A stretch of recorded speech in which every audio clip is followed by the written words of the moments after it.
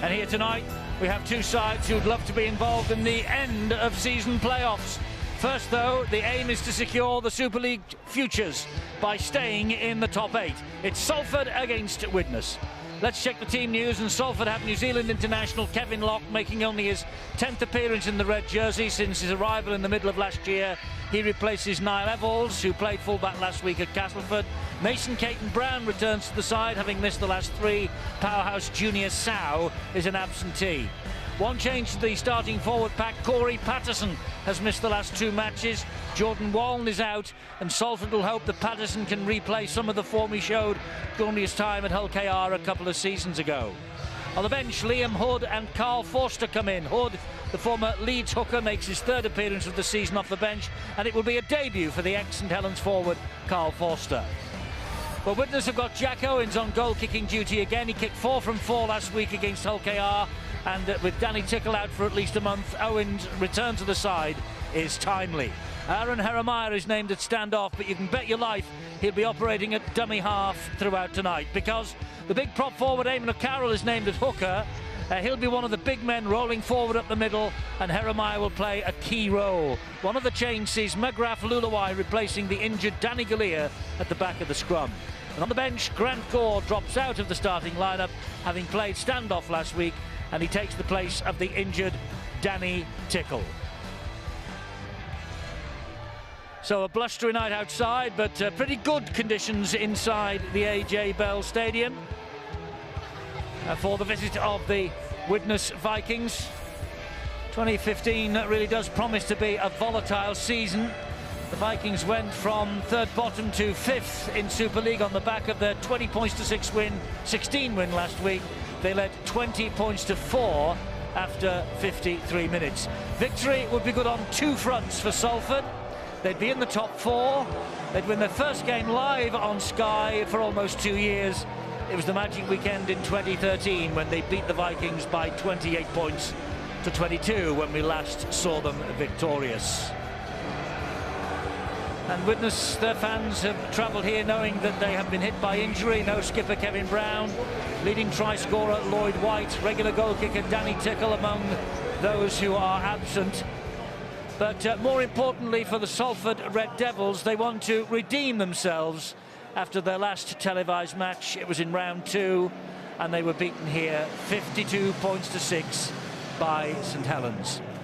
3 weeks ago in Perpignan, the Red Devils were involved and contributed to the highest scoring draw in Super League history, 40 points apiece and 14 tries. It was a try fest, and there's some suggestion that we might see plenty of points and plenty of tries here tonight. Out the 2 teams come. Vital night this, Steve-O, because 4th place is beckoning not only for Salford but also for Widnes. The victors here tonight will go 4th in the table. Yeah, you're right, Eddie, and a major factor, as you say, it's all about building the confidence, and if you can feel as though you're up there in the 4th, 5th position, then you can put yourself into the high flyers. Obviously, Widnes, their coach Dennis Spence has made it quite clear. He's brought out a huge pack. That means that the Widnes side will go right down the middle, and let's face it, when you look at the stats at Salford's defence this year, in and around the ruck area, they have been very, very weak indeed. But the inclusion of Corey Patterson certainly will lift this side. We know what the ability of Rangachase and Michael Dobson can do, but Corey Patterson, if he gets on fire tonight, then I think they should finish up winning. But it should be close. Widnes, although they're decimated with a few injuries, they'll give it a good shot tonight. You know, we've probably got the most erratic performers in Super League against the most consistent performers so far. Widnes, whether they've won or lost, have played at a similar level in all of the 6 games so far. We're almost within an 80-minute period. There are massive swings of whatever Salford can provide with and without the ball. It'll be interesting though, whenever Salford can start to put a period of consistency together, then it'll be a real team to play. Well, the match about to get underway under the control tonight of Ben Thaler, the referee, who this week was appointed National Match Officials Manager. He is the man then who is charged with finding a new breed of Super League referee moving forward in the future. So best of luck to him as far as that's concerned, and best of luck for him as far as tonight's concerned. Let's hope he gives us a good, fast, open game of rugby league. It's underway. Rhys Hanbury kicks us off. Ball over to the corner, into the arms of Rangi Chase. And, well, a good chase from the kick-off by Widnes, as you would expect. Yeah, they got there in numbers, but it's good to see that Rangi Chase didn't want to offload that ball. He took it full flight, get himself involved very, very quickly into this game, as you will see most of the forwards. That's a good run there. Buela Huraki. Tommy Lee is the dummy half. Rangi Chase is obviously the man that they look to on virtually every occasion. The Red Devils, we've reached the fourth tackle. They're still midway inside their own half. Here is Michael Dobson. He gets the ball away to Corey Patterson. And there's the last one. So expect the kick here, maybe from Chase, maybe from this man Dobson, left-footed down the left-hand side. And the ball just bounces in between two players. Paddy Flynn not particularly interested, and he finds touch. Yeah, quick thinking there by Michael Dobson. He's certainly got the experience. No point in putting it high. Okay, though it was very, very windy late this afternoon. It seems to have settled down slightly. But this man, so experienced, make sure it hit terra firma and put the pressure now on Widnes, trying to get the ball over the halfway line. Well, Salford lost their three-game unbeaten run at Castleford last Friday. 8th in the table currently. A brief top 4 place would be the ideal boost ahead of next week's big Easter schedule. You've just seen a first touch there from Paddy Flynn, number 2 for Widnes. Expect him to have a massive game. He was brilliant last week in the victory. Both him and Jack Owens made the Opta team of the week. They were brilliant performers. And again, he's one of those difficult players to pull down. He's very hard and has made great ground for his side this season. There's Alex Gerrard, and he will play the ball. And as we anticipated, it was Aaron Heremiah, and there he is again in at dummy half. And Hanbury gets the ball out wide. That bounced off a leg and went forward. It looked as though it was a knock-on. I think he's given offside because it bounced forward off the legs. Well, he certainly got the fingertips to it. It was a little bit lax was the pass, wasn't it? By Rhys Hanbury. Went between the two of them. Did he get a fingertip to him? See, Cameron Phelps made a deliberate play, obviously, to pick the ball up. Maybe he thought, Stuart, that the ball had gone flat, not forward. Well, it seemed to have come off the winger there, so I'm not sure where the offside calls come from. I think does it come back off his leg? And Cameron Phelps is behind him. I thought Phelps was in front, no? No, well, he was in front, but the winger's gone in front of it, Phelps, by the time he's picked it up, so that plays him onside. Yeah, he went past the play. Well, was that a shoulder charge? That was a perfect hit, that. It was, but was it a shoulder charge? No. He's picked him out, and it was McGrath flew the way. Remember Magic Weekend last year? He'd done exactly the same to Lamatasi. There it is. That's legal, that, Steve up. Harrison Hansen gets the pass away. Corey Patterson will bring it forward now for the Red Devils. There are 3 there trying to harass him to the ground. Eventually down he goes. Tommy Lee, they come down the left-hand side. Rangi Chase dags the ball over the top, looking for Ben Jones-Bishop. Oh, I think Ben Jones-Bishop's knocked on. I think he'll give it. Oh, he's going upstairs. He's a bit of doubt, the touch judge on this side. Oh, it was a neat little kick, though. That was quick thinking. He's It'll be very interesting to see what the video referees make of this. Steve Ganson, Phil Bentham. They've got to find a 100% cast iron reason to turn it down. Stuart, they're onside. They are onside, yes. It was the grounding that was the issue. Certainly James Child backed off very quickly. Looks like he misses that and gets his hand on the ball when the ball is on the ground. Certainly on first look, I think he misses it on the first attempt going for the ball there, and then gets his hand on the ball. I think that's a try. Yeah, I'm with you. He misses it, the first goal, he pulls away, and that's a try time. It's a soft try that Widnes have conceded here.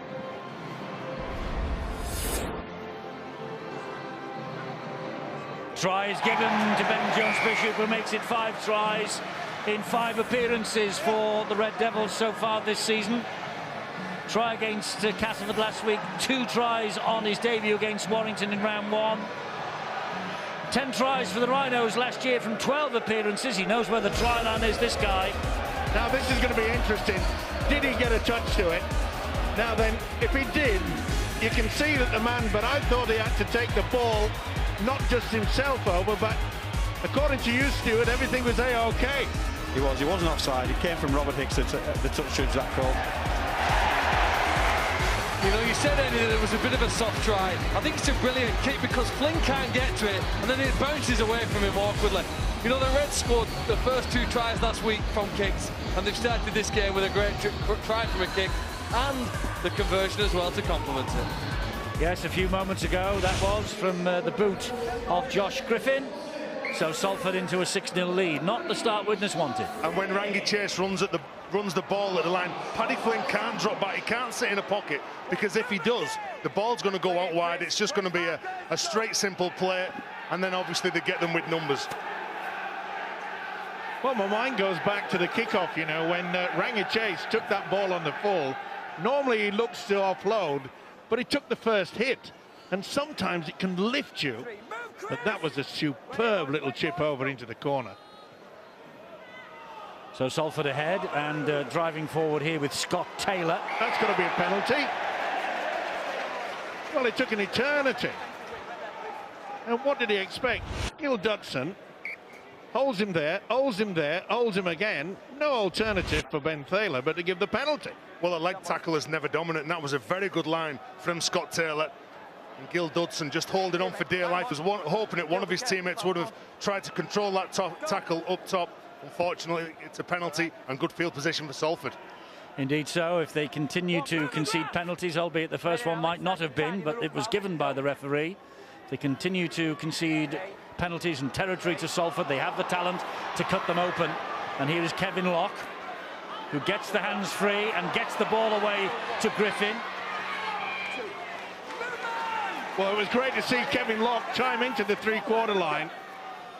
This is only his 10th game for the club, and he really has the talent. But has he the wherewithal tonight? Tommy Leave just 3 meters shy of the line. Rangi Chase again, shows it to 2, shows it to 3, goes for the gap himself. Good job that Hanbury was there first of all to stop him. And here now is Dobson sliding the ball in again with the kick. It's flung back and then knocked forward. And the referee is, well, his original thought was a tap restart on the 20-meter mark, but I think he did well here. Well, I think his foot's just inside the field of play, or the playing field, when that ball is thrown back, and it's what happens after that. So I think his foot's okay. I think his foot's inside the field. Or is his toenail on the white just line? Touch the line. Certainly Ben Thaler's got a good view of it from there, and he's called 20-meter restart. I think this will be a 20-meter restart. Yeah, I'd have to agree, because mainly, boy, hasn't he got big feet? I was amazed at the size of his feet. Right. We've cleared that up then. And this now is Widnes in possession with Gil Dudson. Eddie, if had a 9.5, he would have been given the nod for flicking it back. Here's a penalty now for Widnes. Well, Huraki penalised for interference on the floor. Yeah, Mason Caton Brown doing a bit of work as well. Never released him.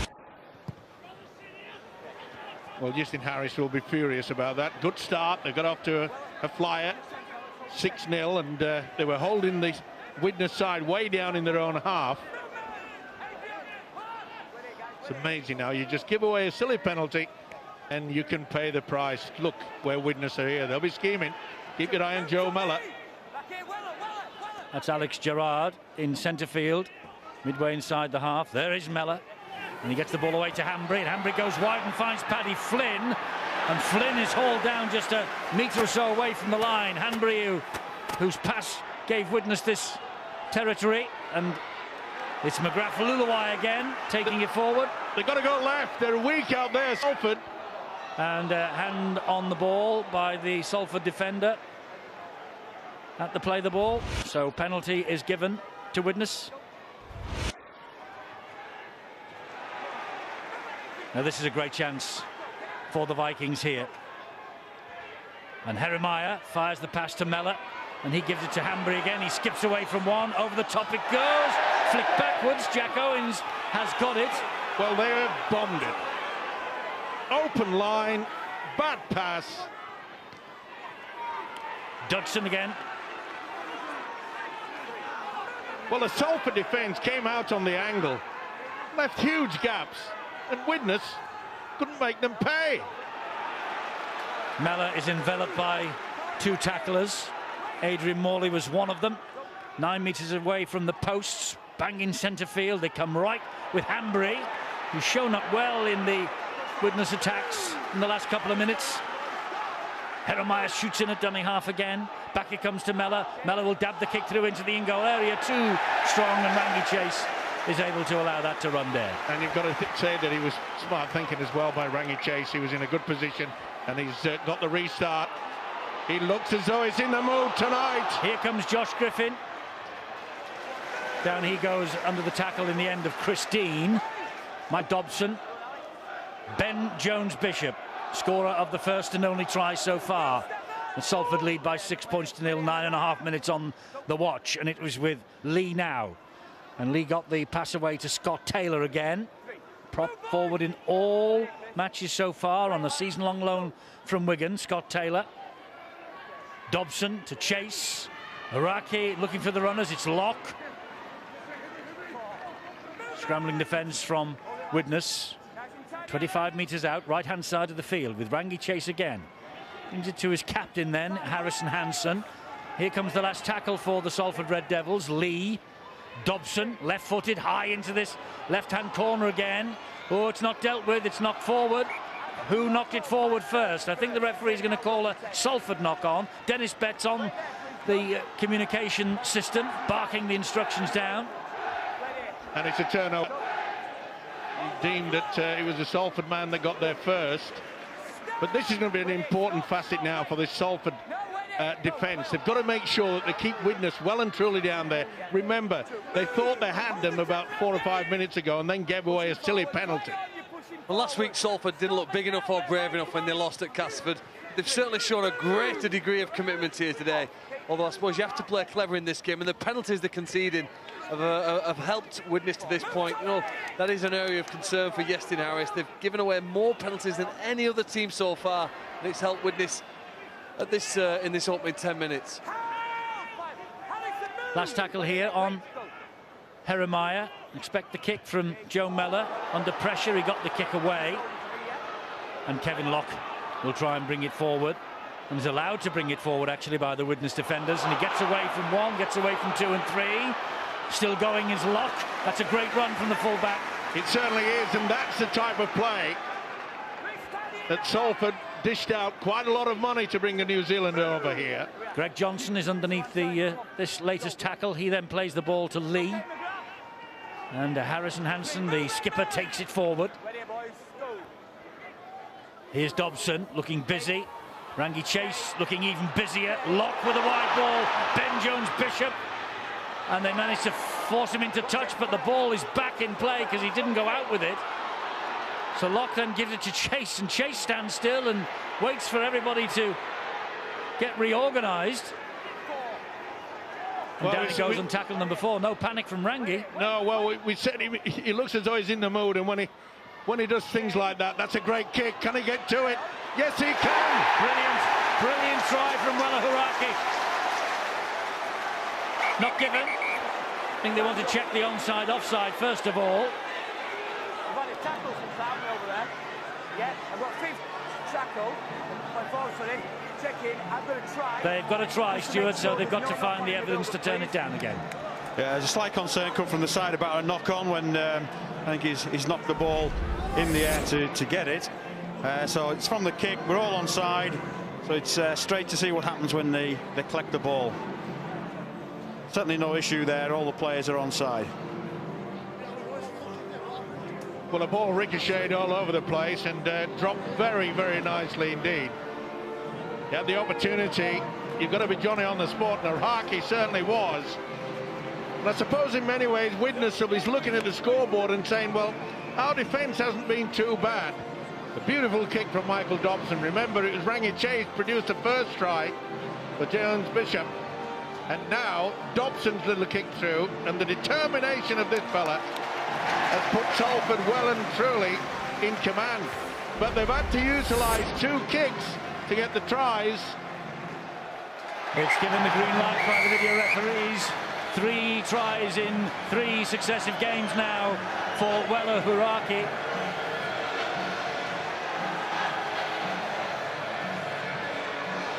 Well, he's with his 4th different Super League club in 6 seasons, this fellow.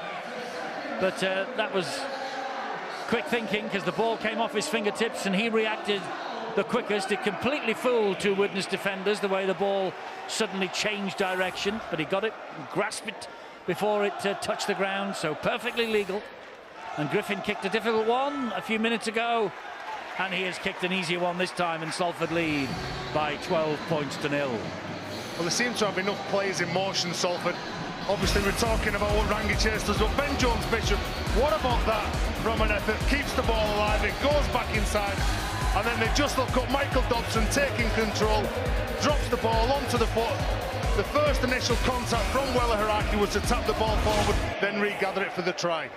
But been very impressed, Eddie, with the forwards from Salford. They've really took it to Widnes, and you would have looked at the team sheet early on when you were in the dressing room thinking, they're going to take us on up the middle. If they're going to take us on, you've got to be ready for the challenge, boys, and that's what they certainly are. Legend Morley is ready for any challenge, but there, unfortunately, loses the ball as he regathered his feet. Just loses it here. There it is, just comes out of his grasp as he goes to play it with the foot. He knows it too. I think he puts it down on the foot of the Widnes player there. Whether the Widnes player should have been in that area is a different matter, but that's why the ball's come out, because he put it on his foot. I think you could call that just unlucky. So Widnes get the possession from that scrum. There's McGrath Lulawai taking the ball forward for them. Salford now, this is where you've got to have that concentration. Oh, and they want it played out wide to Paddy Flynn. He was calling for that. It went short instead to Stefan Marsh, who plays it to Hanbury. Here is Mellor. Mellor then gives it to Gerrard again. 10 metres away now, Widnes. 3 gone, 3 to come. Jeremiah finds Mellor. Mellor with a short ball. Lulawai again taking it in strongly for the Vikings. This is Eamon O'Carroll, He tried to offload as well. Did he lose the ball? The crowd behind the post think he did. Mellor dabs to the in-goal area. And, well, Josh Griffin to the rescue. Takes it over the dead ball line. Goal line dropout. Yeah, take no risk. A little kick. It just shows you the importance of the defence on both sides. No clean breaks, as you can really say from either side. So the kicking game is coming into it, but he did well, did the centre. Anticipated that the kick was coming. Well, interesting line about the 2 coaches tonight. 2 of the legendary figures of the game in their playing days. Both of them men of steel. Dennis Betts, man of steel, 94-95, the last full winter season before the advent of Super League. Against Justin Harris, the man of steel, in 1998 when he led Leeds to the inaugural grand final. As I say, 2 legendary players, 2 very bright and promising young British coaches. Oh, that could have been a flop there. Yeah, to me, Patterson came in extremely late after the tackle had been completed. The big fella's out there for Widnes. Manakufoa takes the 4th tackle 10 metres out. Oh, and there was nowhere that Christine was going then, only to the ground. Well, Jeremiah has disappointed me so far. He normally runs a lot more from dummy half, and he just seems quite happy to just farm it out, and they've spilt the ball. Oh, it really was none. Not for Mellor there. It was a poor kick in the end. Remember, no Theo Fage, the French international with the 2-match suspension. Mason Caton-Brown in the side as well for Junior Sau, who's not playing tonight. This is Greg Johnson, who's played in all the 7 matches in a row now. And Rangi Chase is probably the first man on Justin Harris's team sheet. It's his 31st consecutive appearance. Ben Jones-Bishop goes down. Tackle number 4. And the kick comes early. And it's good thinking as well. They've got a 12-point lead. Just keep turning Widnes around, because the chase is good. You don't have to wait until the last one. That way you can catch the winger or the fullback, just maybe a little bit slow to recover. That's good defence. It was good work from marker by Mason Caton Brown. Brings Cameron Phelps to ground. Here's Jack Owens. He's drifted in off the wing. Well, Dennis Betts made it quite clear that he'd put out a real heavyweight pack tonight, and they're ploughing down the middle. But we saw earlier, didn't we, that Paddy Flynn, he was screaming for the ball out wide. They've reached the 5th and last tackle here. Off the boot of Mellor, it goes up high. Johnson's after it, claims it cleanly. And that's been clearly the difference, hasn't it? They've just got to the kicks, they've contested them when Salford have put the ball on the boot. And Widnes, well, they haven't, it's bounced against them, but they're a side that won't panic. They won't be alarmed by the fact that they're 12-0 behind inside the first quarter. But they'll need to certainly up the game, because at the moment, the Reds are clearly on top. And they're in possession here with Dobson, who just flicks the pass away. It's another good, solid run that Widnes have to try and defend they do. It was Taylor once again with that run. Here is Wella Haraki now.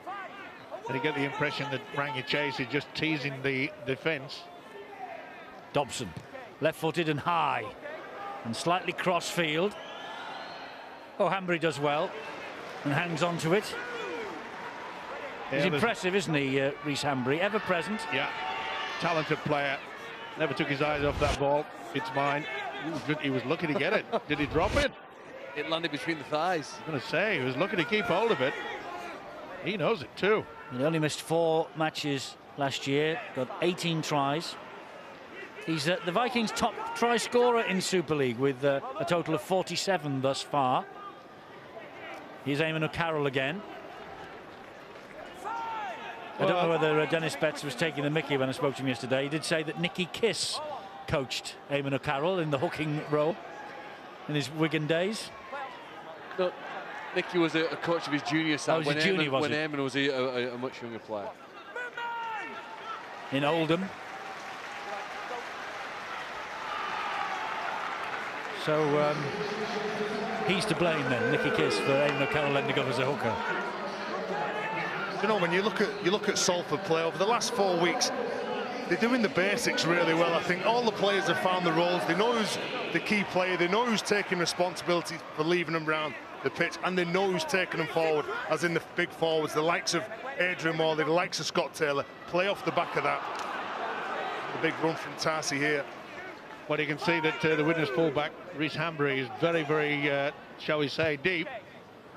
But they found the ground again, and this allows the chase just to get that momentum. That's good stuff. They're playing very intelligently, though this is a good run. But Salford are playing with a lot of intelligence. And they're playing with a bit of vim and vigour as well. They're enthusiastically chasing the kicks down. And then they are hunting in packs when Widnes come forward. That was Jack Owens playing the ball. You're right, Eddie. Teams talk about playing with intensity, and Salford have had that in the opening quarter. Can they maintain it? Can they continue that? Is the concentration good enough? The line moves forward here, and they're certainly restricting any ground that Widnes are having to fight very hard for. I think it was clear that the Vikings wanted a bump and grind style play, didn't they, to get downfield, but it's not worked so far. And the big man has come off the bench as well. That was Phil Joseph. He might have got a quick glimpse out there. And there's McGrath Lulawai once again, been involved almost from the first minute. Good kick. And Mellor, he finds touch over on that far side. He knows the importance of that as well, because they've been under the cosh. Salford have been controlling the game, so let's just take them around. That's the first real opportunity that they've turned the Salford side around. Now they can press for the mistake. Marwan Kukash watching from his executive box, and Dennis Betts, the Widnes coach, is looking a little bit concerned at the moment as to the way the game has progressed in the opening 21.5 minutes. Well, he'll be disappointed mainly due to the fact that Salford, and we've seen on their attack, they've utilised the dummy runner far more than what Widnes have done. And we knew, as we said it earlier, that you know, Widnes have come with a huge pack, and they want to just channel right down the middle. But at the moment, it's just not working. Well, Widnes normally start games well. There's only been one game this year, Eddie, where they've been behind at half-time, and that was against against Wigan in round 1, which they eventually drew with 12 men. So they won't be panicking here. He knows that they can be better. He knows that they've got to chance their arm a bit more, and they've got to try and break this very good Salford team down. Good tackle. Was that Joe Mellor on Corey Patterson? Well, he's involved. There he is. Good effort. You know what? He doesn't miss. He's a great defender, Joe Mellor. I know that's not his primary job, but not many people get past him. Griffin doesn't get past Christine or Paddy Flynn. Jones Bishop. Michael Dobbs, left-footed again, high on a bit of a slice off the outside of the boot. Paddy Flynn did well. He was under pressure from Rangi Chase. They both did well. You know, Rangi Chase could have just made the impact whilst he was in the air.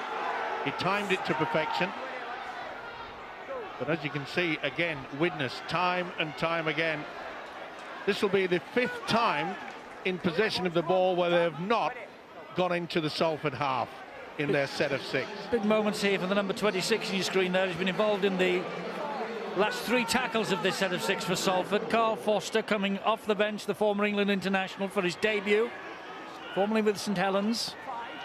Had 5 on loan for London at the start of last year.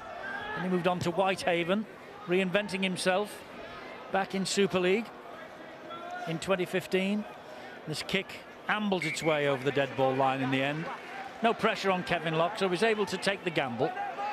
He looks a lot fitter than the previous occasions we've seen Kevin Locke tonight, doesn't he? Well, there were rumours, weren't there, that he was going to leave recently, and that might be the case. That might be the reason why he's probably going to have his best ever performance here. If he's trying to impress other players or other clubs that, sorry, I should say, that he might want to go to. You know, he's been quiet in the last few minutes, hasn't had his hands on the ball, but I'm sure here, in fact, there we go, got it here and now. Well, Phil, I really believe that when Kevin Locke came here last year, that he was not 100%. He was troubled with back and hamstring injuries. Then there was a groin problem. Well, you're right. He was either not fit or not interested because his performances haven't been what he can do. Well, Josh Griffin's interested. Josh Griffin's very interested, but he's given a penalty as Ben Thaler for obstruction.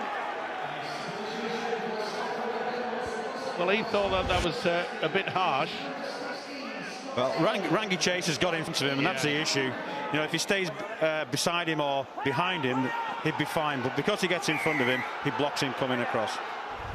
Well, they got a fair old swipe for being in the wrong position. And I think they've just got another penalty, Widnes, back-to-back. Is that for offside? Yes, it was. You know, and I'll tell you what I think, Eddie, that was a massive moment in this match that Salford didn't score from that play.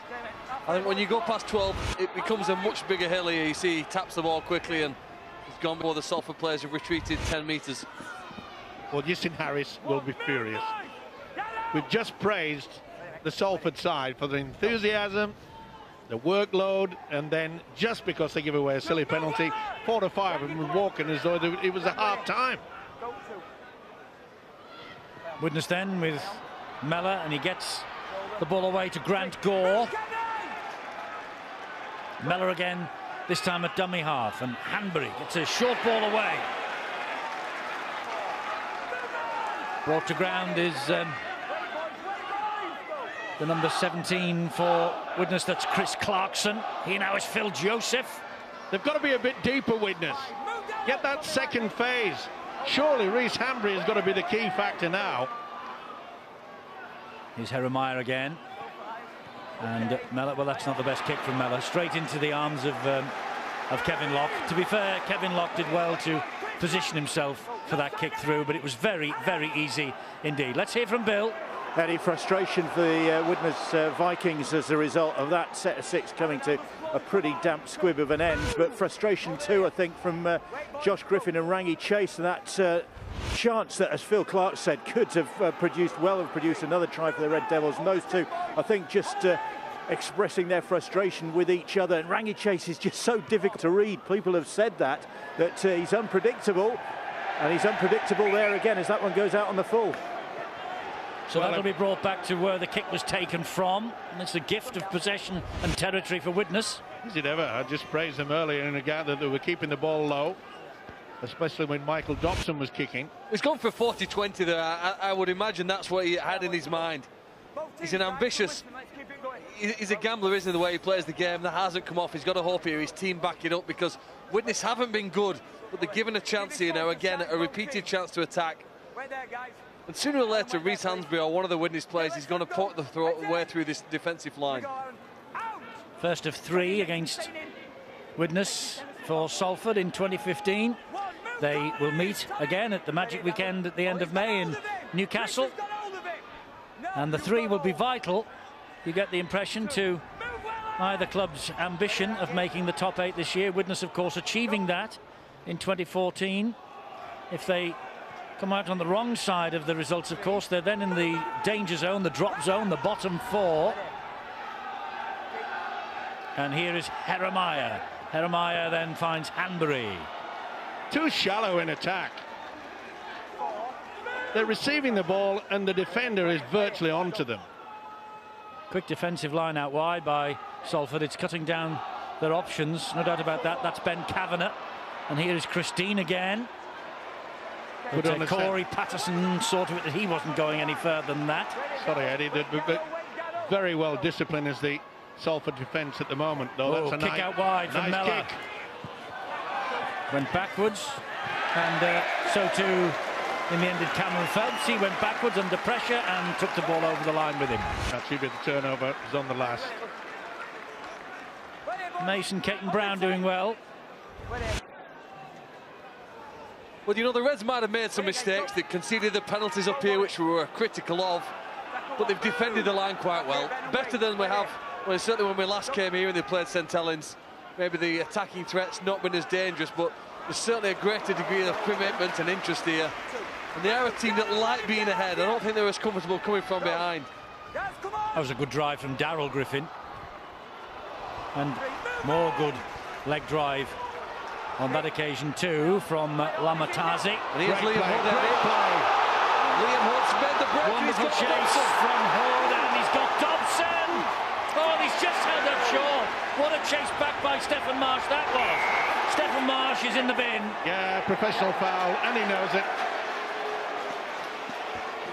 Well, he did all the hard work.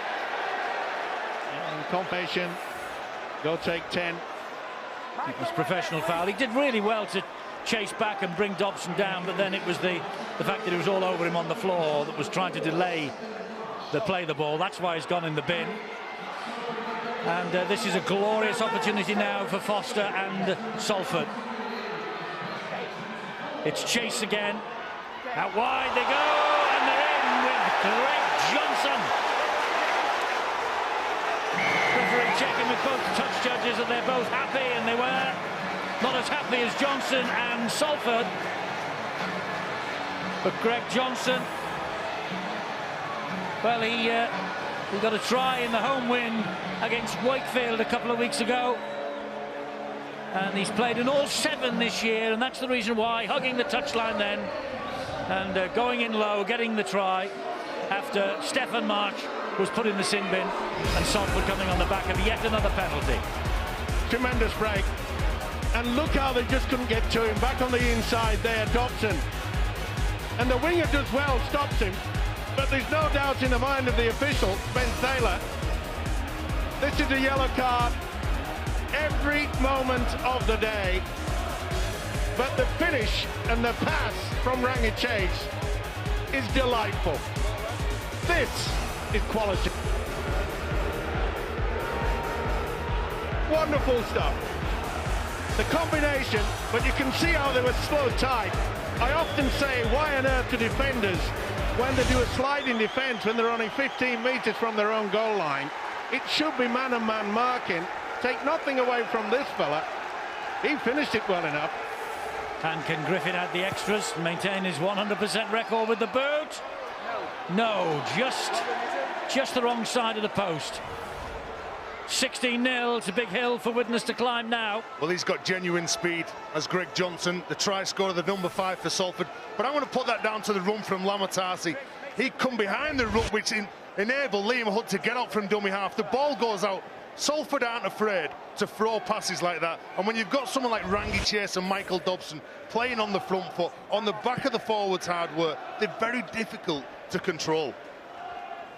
Talked before the game, Eddie, about the wind circling around this stadium beforehand. I mean, I think a few of the Widnes players thought that pass might have gone forward. Perhaps it came back initially from Rangi Chase, but the gust of wind seemed to drag it forward, didn't they? And I think the Widnes defenders had hoped that the touch judge would have called it forward. It isn't. And now they face that 16-0 challenge with 12 men on the field. But hey, they've had 12 men before and come back from a similar scoreline against Wigan earlier this season. It's not beyond them. No, it's not, but they did have some of the big guns on the field on that occasion, some of them who are not here tonight. There is a real list of players who are not out there. Hep Cahill, Patrick Arvan. Oh, shocker. Poor ball. Not the best from Wella Huraki. And he knows it too. A no-look pass, and no-look pass to no one. Well, if you're not looking, this is the wonderful break by Hood. Back on the inside, and look at the man there, and right from that moment, you're not getting up and playing the ball, but you're going to get 10 minutes in the sin bin. And you know, with players like Liam Hood that's on the pitch, you can't defend the space. You've got to make sure that when you're a man down, the Stephen March that's on the bench, you've got to make sure you keep everything tight around the ruck. Because if there's any slack play of the ball, if there's any quick play of the ball, he'll get out from dummy half, and with the speed that he's got, he'll damage you. Well, can Widnes, against the odds, against the full complement of players against them, can they get over for a try here? There's Kevin Brown, one of the absentees, watching on with a bit of a glum face. And they miss the general when he's not out there. 7 minutes to half-time. Salford ahead by 16 points to 0. Well, a little bit more depth in their attack on this occasion. Two dummy runners. Now here's a chance for Paddy Flynn. Here's a chance for Paddy Flynn. Oh, he goes in beautiful try. And Widnes, with the 12 men, they're back in the hunt. Paddy Flynn, he's missed the first 2 of the season. He's played in every game since. 2 tries last Sunday against Hull Kingston Rovers. So 3 tries in 4 or 5 days for Paddy Flynn, and I wonder how important that one will be, and more importantly, how important will the fact that he's narrowed the angle for the conversion. And you know, it's only the second occasion that Widnes have utilised a deeper attacking ploy, utilised also 2 dummy runners that created confusion in the Salford defence, and guess what? They've come up with a try. No doubt in my mind that Dennis Betts got the message out. Come on, we can get back into this game, and why not? That was very clever by the winger Flynn.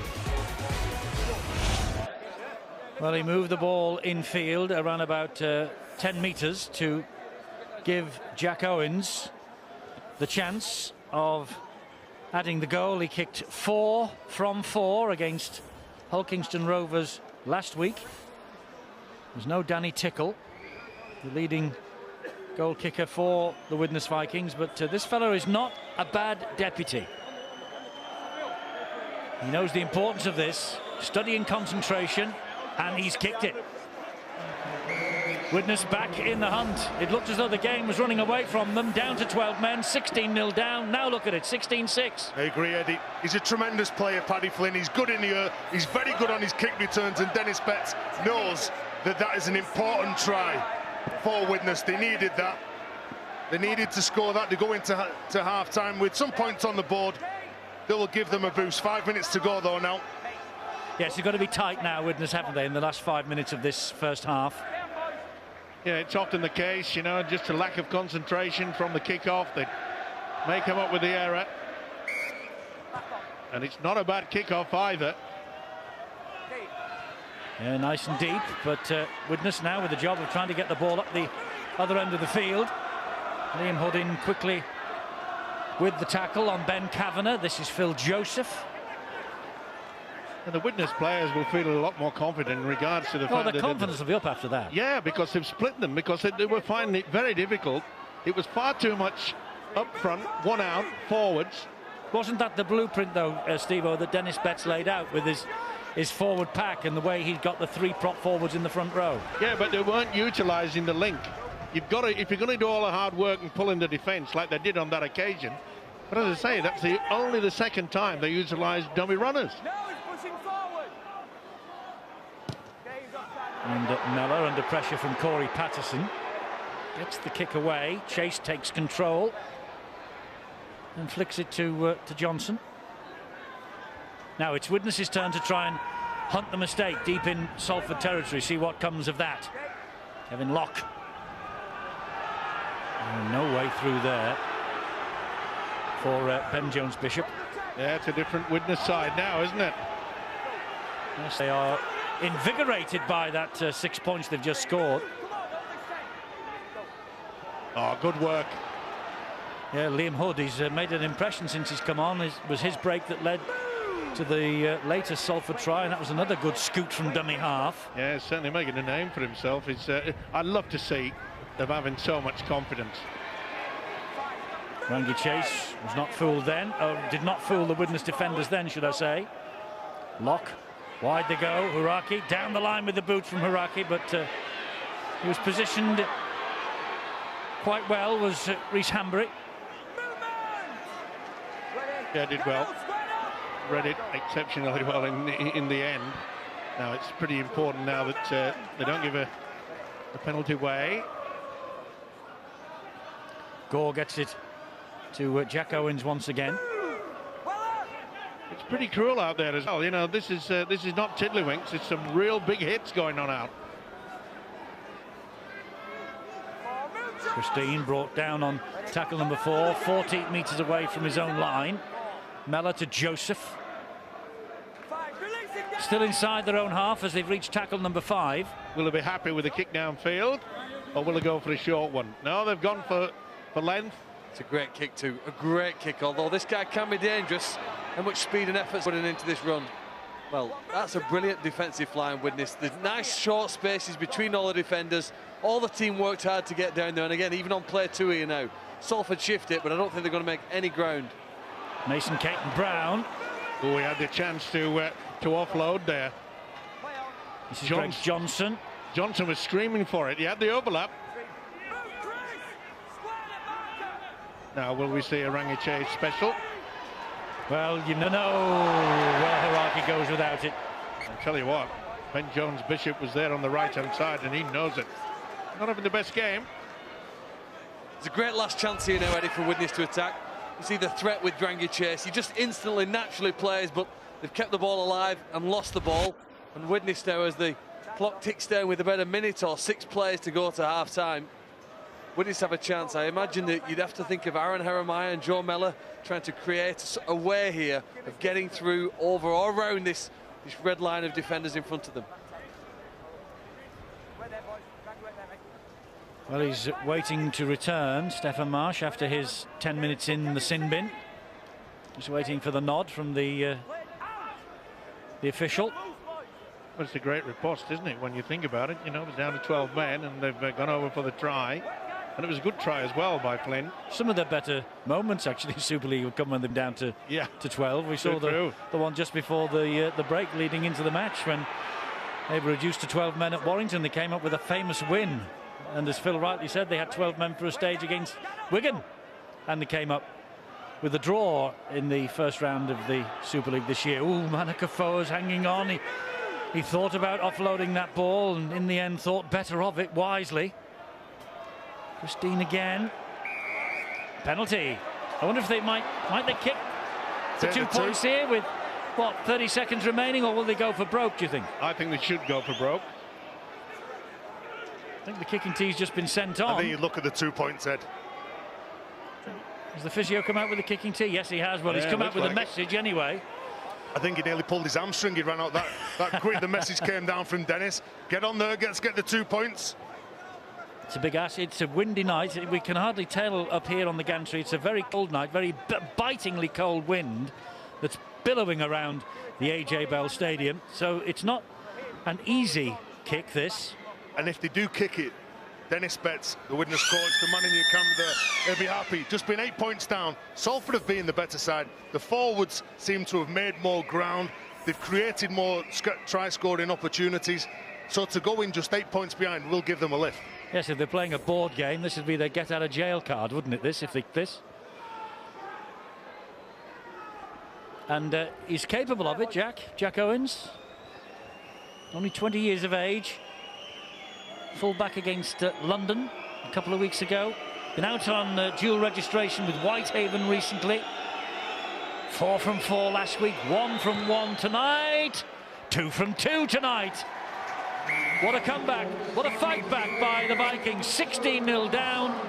Looked like they'd be heading back down the motorway with 0 points in the bag, and Salford would be easing their way into the top 4. But they went down to 12 men when Stefan Marsh was dismissed into the sin bin for a professional foul, and they haven't looked back since. It's 16-8 at half-time. The match is still to be won in the second half.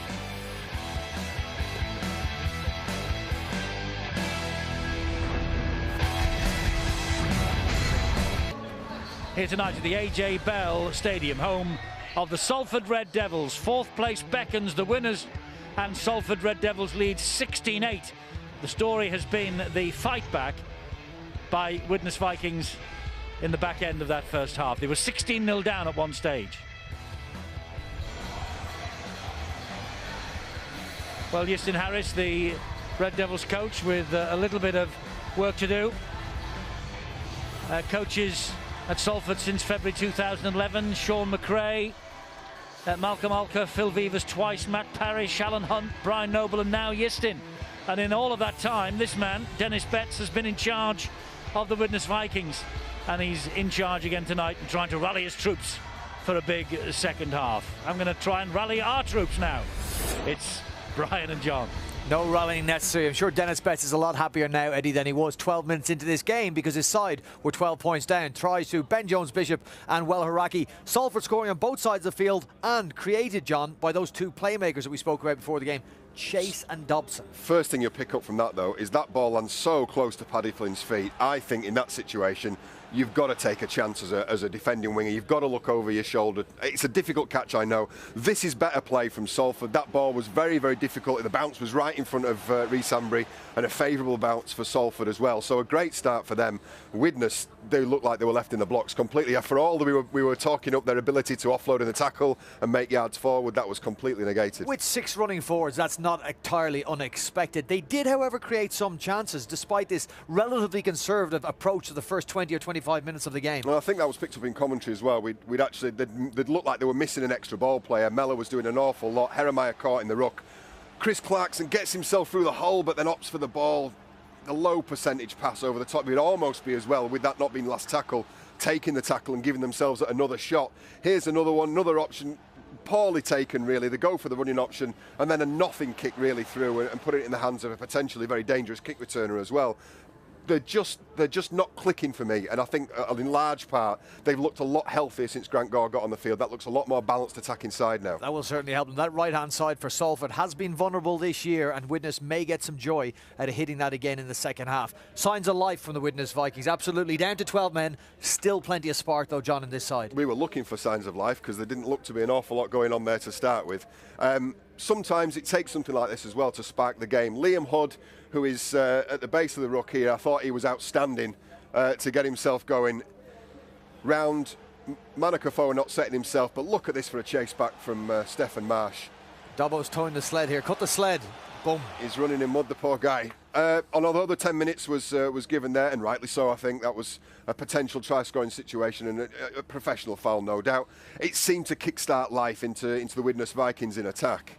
Tell me why the second 40 minutes will be better than that first 40 minutes, because it was drab at times. I think they need to keep Grant Gore out on the field and need to free up Aaron Heremiah from the base of the ruck and stick him as a half. Grant Gore seems to be at the hooking role. What I will say is that when you've got a fullback who's not bothering to move 3 players off the short side when the opposition's down to 12 men, that effectively brings the fullback back into play as the extra man again, which this for me was the play of the half. And when you get to this point and you see Rhys Ambry with the ball there, and the first thing he sees on catching the ball is Ben Jones-Bishop, the wingman, with his eyes in. He's looking for that. Paddy Flynn's got his hand up, he knows exactly what's happened. That's the perfect position, and that 3-on-2 for me was allowed to be created because the fullback hasn't sorted out that problem pre-play.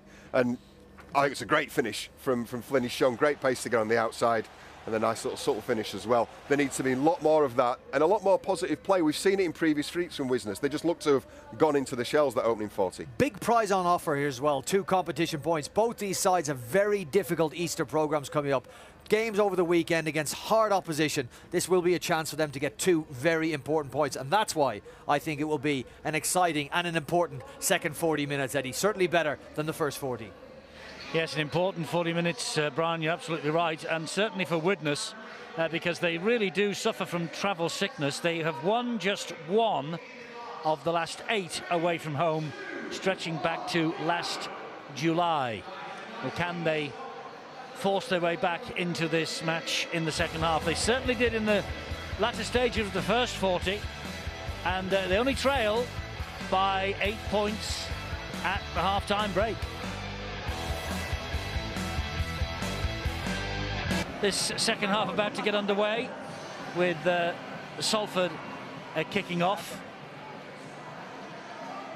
Widnes looking for their first away win of the campaign. They've lost at Leeds and Huddersfield already this year. Salford, pretty good form, stretching back to last season on this, their home ground. Looking for the 8th win from 10 fixtures if they can hang on and build on this half-time lead. Well, they were the best team, weren't they, in the first 40? You know, if Widnes came here with an intention of running over the top of their opponents, they clearly failed in that first 40. The opponents had about the same amount of possession, but made far more ground. They ran stronger and tackled more dominantly, and here's a good example of it, Salford doing that again to start this half. That has to be a challenge here now for Widnes to compete in this game. Widnes tonight playing in their all-black strip, their alternate strip. They've got a brand new strip being produced and got ready for the Magic Weekend in Newcastle. They've adopted the black and white stripes of Newcastle United in an attempt to pick up some support in the city of Newcastle itself, and it's all in aid of the Sir Bobby Robson Foundation up there in the northeast of England. A great marketing ploy by Widnes. And throughout the course of 2015, Widnes have adopted Prostate Cancer UK as their favoured charity for this season. They're doing a lot of work with the charity, getting the word out there. And they're very proactive off the field, the Widnes Vikings in 2015, doing a great job. Yeah, and they'll have to do a better job on the field of play as well, Eddie, because they were very disappointing in the opening 30 minutes. Okay, amazingly, when they went down to 12 men, they played their better football. I'm sure that Dennis Betts has given them a bit of guidance, maybe standing a little bit deeper and being a little bit more creative. Good kick and chase, good taken, but look at the numbers there. Yes, good chase by Salford, that claimed nicely by Rhys Hambury. Let's hear what was said in those dressing rooms, shall we, at half-time? That could be a high tackle, by the way, but the referee says no. As I say, what's said in the dressing room half-times, Bill? Eddie, both camps pretty cautious as they came out for the second half. Both sides pretty optimistic as well, but acknowledging the fact they've both got to improve their act. Salford really disappointed with the way they dropped off for the last 10-15 minutes or so, ironically, when the Vikings only had 12 players on the pitch. But Ian Watson, Iestyn Harris's assistant, telling me that they really feel as though they let themselves down in the closing stages of that first half, and they allowed the Vikings back into it. They've got to reassert their authority and get the dominance back that they had in that first 40 minutes. They're confident they can see this one out. Widnes Vikings, well, a lot happier than they were after half an hour. They're pretty confident that if they can improve in the contact, improve in that tackle and restrict the offloads for the Salford Red Devils, then they can still get over the line against their opponents. Just caught a glimpse there of Dennis Betts. It's worth mentioning he is Salford born, and he did take over in February 2011, while Salford have had the 8 different coaches' names on the coach's office. Dennis, well, he has brought a bit of stability to the Vikings in all that time and guided them to the top 8 for the first time in 2014. He wants to do the same at least in 2015. Mind you, so too does Iestyn Harris. He's got a stable side, and what Dennis would have said at half-time, you've got to take your chances, you've got to create some opportunities, and when you do that, you can be dangerous. But look at this, Salford That's when Salford are dangerous. Do they overplay, and when they look at the scoreboard, or do they just tuck it under the wing and just see what comes up? Try here, I think, for Mason Caton-Brown. Yeah, It was another lovely kick by Rangi Chase. I'm going to try. near perfect. I think Caton-Brown has got there. I think he's picked the pocket of the defender here. Well, he's certainly onside. He's certainly well behind the kick. So it's does he get it down on the ground? The ball's on the ground anyway. So who gets there first? Certainly gets his hand to it. I think. Well, it looks like his hand's on it all the time there. So I think this will be given. Beautiful kick through, wasn't it? Rangi Chase took a bit of a shoulder charge as well. McGrath Lulawai, I think he's got it down. Hambrick, as Eddie has mentioned, had his pocket picked. Oh, knock on, is it? Well, he certainly gets his hand to it at the top. It's whether or not there is some separation on the ball before he gets his hand back on it. He has to keep possession of that all the way down, and there might just be some slight evidence there of the ball coming away from the hand. And if that's the case, and the video referees are convinced that that's definite proof that he's knocked on, and I think that's the gap there that they'll see. This could be turned down. Is it the forearm that rolls onto the apex of the ball? This is a big one. Well, this is the view from the ref's cam. It is the separation, and you know, from that view, that's why Ben Thaler's thinks it's a try. It's all down to whether they think there's separation. I think the view from the other angles suggests there might be some, but is there enough to overturn it? It's a big call, this, in the context of the match, because Widnes fought their way back in towards the back end of the first half, and this could be a real boost for Salford if it's given. But there does look as though there is a couple of inches there. Eddie, that's separation. That's the frame, Eddie. That's the one. I think this should be turned down. I think there's enough evidence there that ball comes clear. Those pictures from different angles are exactly the same framing in our cameras. So they're looking at every angle. Is it the forearm, though? See the apex of the ball? It still has touching on the forearm, so I reckon this should be given. Well, we've got about 3 different versions of events up here. That's the one that matters. The try is turned down. That's the get out of jail card. When I was talking about what Salford do, they're 8 points in front. Did he tuck the ball under the wing? Did he play conservative? They can't play conservative. A brilliant kick. That would have been the 3rd try. If that was awarded, they would have been scored from kicks. So very talented side, not just when they're running the ball, but also when they're kicking the ball near the try line. Well, Mason Caton-Brown is still waiting for his first try of the season. He's missed the last 3, formerly with the London Broncos and the Hemel Stags. It would have been his first of the season had that been given. Well, he went pretty close, didn't he? And that'll be a real fillip for the visitors. Widnes know they've got out of jail on that one. He lost the ball. He's lost it. Joseph, that's a knock on. And the Salford players, you'd think they'd scored a try. No hand in, he just lost control of it. And it's the extra work from Welle Haraki, trying to turn Phil Joseph round, trying to point his head towards his own sticks. So when he gets up to play the ball, he's got to set himself, he's got to turn himself around, which will then make it a slow play the ball. Well, Phil Joseph was furious with himself that he dropped the ball, and as Steve rightly said, the Salford players, well, they were high-fiving and slapping backs there. That was an important moment for them, having had the try turned down. So here they come now. They've got a great chance, and it's that man. Oh, they're pushing him back. They're pushing him back. The referee said held. He was pushed back, and so he brings them back to the place where the tackle was completed, and the ball. The tackle count continues. Well, I'm glad the referee's got it right.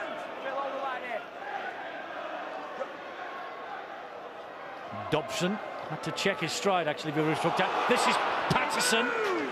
He's a key player for this Salford outfit. They've missed him over the past fortnight. So is Liam Hood. He's been dangerous since he came on. He's been the star. Look where they are now, Salford. They're so close. And when this man's got the ball in his hand, anything's possible. Tazi goes over. Tazi with the try, set up again by Rangi Chase. This time they do celebrate the try with vim and vigour. Tazi and Chase, brothers in arms. and delighted with that score. It was a stroll in the end for Lamatazi. First try of his season. Neat little switch. And again, we see the qualities. Rangi Chase runs right across. Come on the angle. Yeah, Joseph never filled in. That was poor defence. Watch how they just make on the back. They hang back. Joseph couldn't pick him. He's delighted and every right to be. But when you come on the angle and you've got the ability of Rangi Chase, that's lovely to watch. But I'm sure Dennis Betts will not want to see that more than one occasion. Look at the way they rush in and celebrate that try. They're celebrating the 6 points here because Josh Griffin's added the extras, and celebrating not only Lamatazi's first try of 2015, his first Super League try in the colours of the Salford Red Devils. He did score a try in the Challenge Cup against Widnes last year, which Widnes won on this ground. There's usually a cause and effect to everything in life, and I think you can trace back the aggressive and vigorous defence from Salford that forced the ball out from Phil Joseph, that's given Salford the chance to score that try and put 6 more points on the scoreboard. And I think that's what really Iestyn Harris has been trying to develop here, hasn't he? A more aggressive style of play, defending though, that forces mistakes at times from your opponents and then gives them the chance to complement what Rangi Chase can do if you put him in the right part of the field. Well, Lamatazi is now suddenly up for this. He's running with strength. He's just put Grant Gore on his backside. Just pick out a lad who's smaller and you just tuck the ball on your wing and just run at him as hard as you can. Love the way Lamatazi plays. He's got so much energy and so much enthusiasm for the game. Yes, picking out a smaller man running straight at him. Terry O'Connor looking in a mirror there of his own image as a player. What's the point in running at a big bloke who's going to put you on the ground, Eddie? And here now is a high kick from Dobson, which is plucked out of the air, but he couldn't get the ball away. And well, Josh Griffin did well to grab hold of this, but he just couldn't offload before he hit the deck and was tackled by Paddy Flynn. Yeah, but another teasing kick. And as this game was developing, you just get that feeling that Rangi Chase has got himself back into the mood. But I'm with you, this youngster, Hood, he's turned him around. And well, Haraki getting to the runner there, and just a word of caution to Terry O'Connor. He might have picked out the little fellas and at them in his playing days. There is no excuse for picking on the little fellas in the production team as well, by the way. Well, they don't call him the brute for nothing. It mightn't pay off in the overall scheme of things, Stephen. That's what I say, they call him the brute. This is Phil Joseph. Not in. Kick into the corner. It's a good one too. I think it was Luluai who got the kick away. Oh, Greg Johnson using his strength. They're all at it. Oh, and he bounced underneath the would-be tackler then. Eddie, and that's the difference. Widnes' chase looked a bit laboured, and when they get to the man, he goes straight through. It's got to be better. Your first up contact has got to be better than that.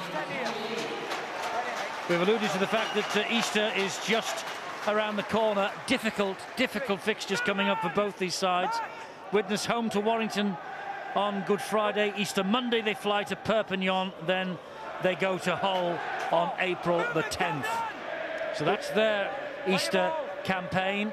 For Salford, it's Huddersfield away, Wigan here, and then Leeds here. Then a Challenge Cup tie against the Lee Centurions, in which Gareth Hock is prepared apparently to give his eye teeth to play in. This should be the kick into the corner, and it is. Another teaser. Good position by Reece Hanbury, but look at that. That is brilliant. Goal line dropout forced.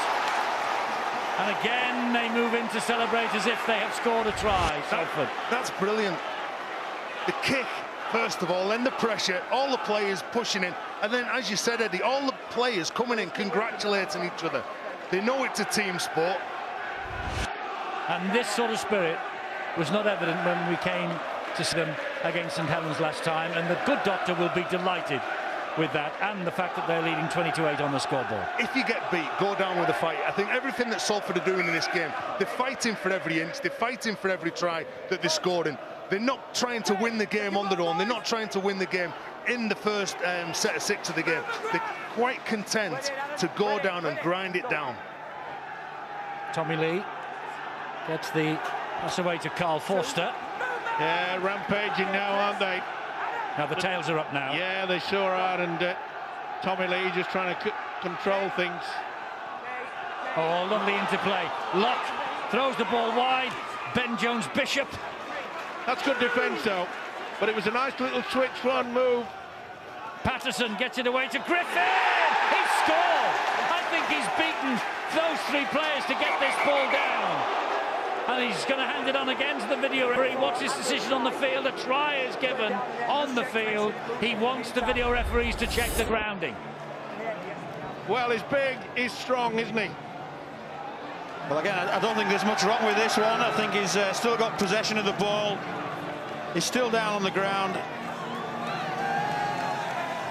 Well, does he get the ball down? Does he put it down on the leg? I think certainly when Ben gets around there, the ball's on the floor. I think it's probably held up at that point. I think from the back angle, it was still held up. There's nothing to suggest from anything we've seen so far that he's grounded the ball. Has he grounded the ball there? Well, I don't think. Or is it on the leg? I don't think he has. I think he's put it down on his leg. But does he get it down now?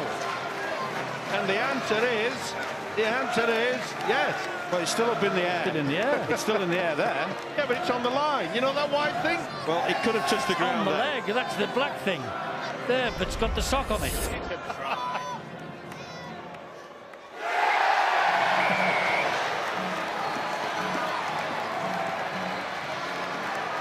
Try is given. They have to have 100% evidence, 100% to overturn the decision on the field that's given. And there was an element of doubt, but not 100% certainty, apart from in your mind. It was all about the pressure, and that has been a highlight of the home side tonight. The kick and chase game was good. And he's had a big game, not only in attack, but also in defence, Josh Griffin. Quick thinking, and he got there. And here he is now to try and add the extras. Ooh, it's not a bad kick, this. Oh, off the post. Little whimsical look over the shoulder from Griffin. Well, I don't know the name of the phobia when somebody has a fear of television cameras, but Salford have had it for almost 2 years, haven't they? We've watched them play 9 times before this, and they've failed to win in any of those 9 games. But again, on the evidence of what we've seen today, and the home record, Eddie, that you stressed, is this their 8th win in the last 10 home games? Yes. They're not a bad side. It's just that whenever we've seen them, they've underperformed. I mean, they were awful when we came here and watched them play St Helens. They're a little bit more competitive tonight. And there are patches and elements of the play that makes you think they could be a top 8 side if they could just string it together. But after, I think, continue to improve. Well, they're going 4th tonight if they win here. They won 5 from 6 at home at the end of last year. They've won 2 of 3 before tonight, so this will be 8 from 10, as we've said. In the home run, they've beaten Widnes here in round 27 last year by 36 points to 6 and at 26 points to 8. With 26 minutes plus still on the clock, the margin could be even bigger this time. Well, I think you've got to look at the fact that, you know, some of the big buys have really performed out there tonight. Kevin Locke certainly had his best game for Salford. Sincere arrived there. Rangi Chase, he's been all over the shop, controlling things out there. But it's also been their defence, and the forwards have been cruel. They've been tough. And I'm afraid Widnes have found it very difficult to penetrate it. Oh! Well done, Corey. Steve, I think when the Salford players have got it, especially the forwards, every carry is a run to bust. We saw that in the last set of 6. And that was forward a mile. Oh, it wasn't forward according to the referee. Now he's given Widnes the penalty. Yeah, it was a delayed pass, but this is forward, I'm sorry. It made it even worse because you could see the 40-metre line. Oh, bang, bang, bang. We knew he'd make an impact after missing the last fortnight, Corey Patterson, and he certainly has done that. Well, Widnes are trying to make an impact now on the Salford Red Devils defence. And here comes Eamon O'Carroll. And he's still going, Eamon O'Carroll. Jeremiah's got to be the key. Well, he loves nothing better than to sneak one. Well, there he was at dummy half. He got it to Grant Gore. Here is Mellor. Mellor then to Hanbury. Hanbury short ball to Marsh. Takes the return. Gets the pass away before he hits the ground. Chris Dean, but they've lost momentum here. Have Widnes. Dean trying to get some more back into them. Jeremiah, back it comes again. Mellor. Mellor then gives it to Gore. Gore to Hanbury. He's knocked down by Johnson. And the referee just has a consultation with the touch judge. It was knocked back, says the referee. It was knocked back by Salford, so play on.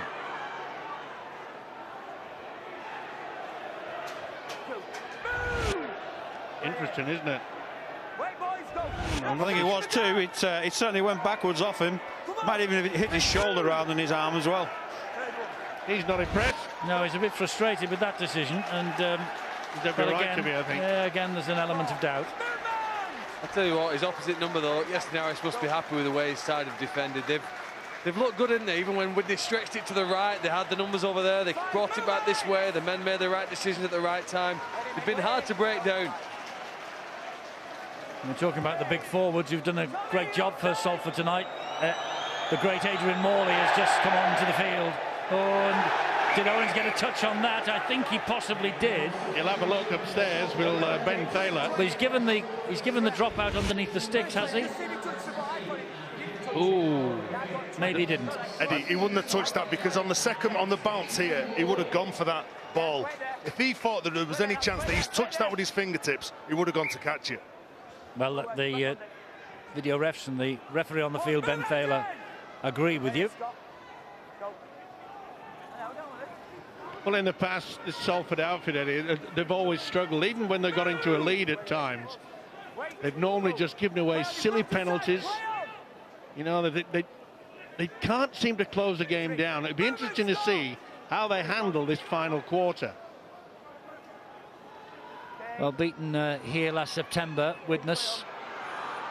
It was actually their first setback in 4 visits to Salford. Their first away defeat to Salford since 2005. They did lose here in Super League, but they won in the Cup by 30 points to 20.